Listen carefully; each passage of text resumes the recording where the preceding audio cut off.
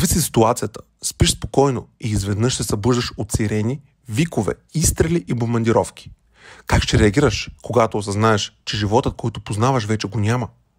Сигурната работа, новата кола, бъдещето на децата ти, всичко е рухнало само за секунди. Не можеш да разчиташ на властите, на магазините или на някой друг, освен на себе си.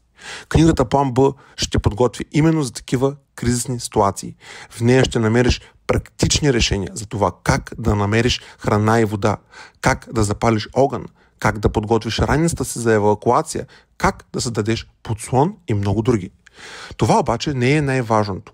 В книгата сме засегнали две много важни теми, а именно как да подготвите децата за оцеляване, психология на оцеляващия и семейството и как да помогнем на децата и тинейджерите да се възстановят след кризисни ситуации.